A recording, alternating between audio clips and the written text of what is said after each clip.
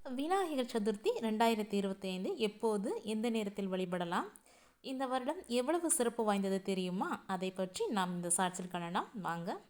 August 27 ஆவணி 11 அன்று விநாயகர் சதுர்த்தி கொண்டாடப்படுகிறது.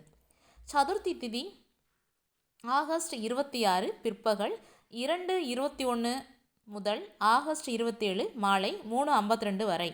அதாவது 26ல் 2:20க்கு மேலேயே விநாயகர் சதுர்த்தி தொடங்குது. நீங்கள் இன்றைக்கும் கும்பிட்றவங்க கும்பிடலாம். ஆகஸ்ட் 27 மாலை 3:52 வரைய தான் இருக்குது. 3:52 மணிக்குள்ளே சாமி கும்பிட்டு முடிச்சிருங்க விநாயகர் சதுர்த்தியை.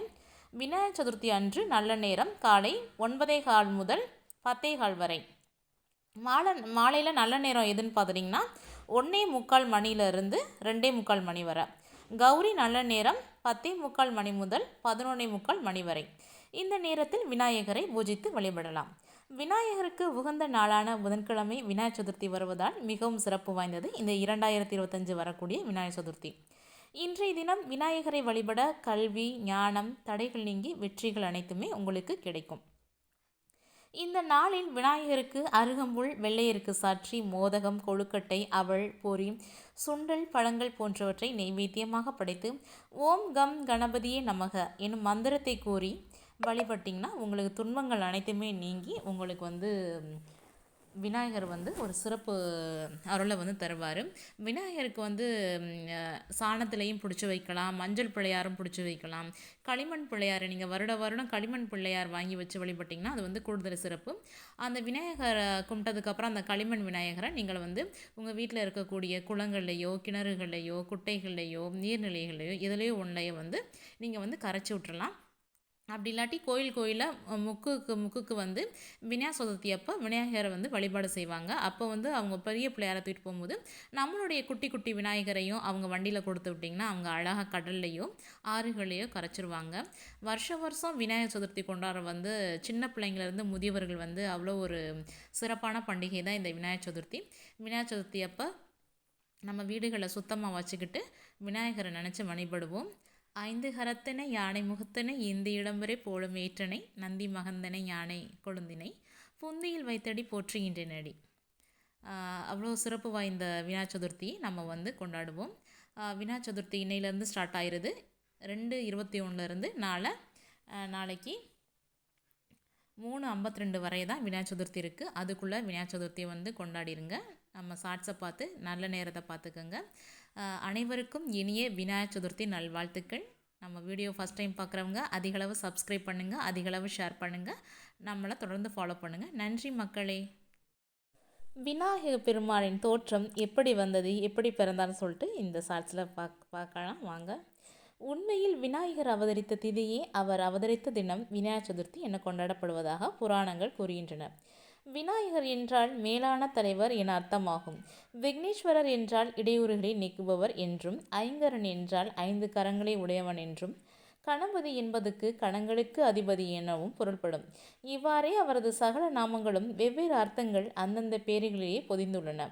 உண்மையில் விநாயகர் அவதரித்த திதியே அவர் அவதரித்த தினம் விநாயகர் சதுர்த்தி என்று கொண்டாடப்படுகிறது. ஒருமுறை சிவபெருமான் வெளியே சென்றிருந்த சமயம் பார்வதி தேவி நீராடச் சென்றார். அப்போது தனக்கு காவல் காக்க ஒருவரும் இல்லை என்பதால் தனது நீராட்டுக்காக வைக்கப்பட்டிருந்த சந்தன குழம்பை எடுத்து ஒரு உருவம் உருவாக்கி அனுகிரகத்தால் அதற்கு உயிரூட்டினார். அவரால் உயிரூட்டப்பட்டதால் அவ்வுருவம் அவரது பிள்ளையாகிவிட்டது.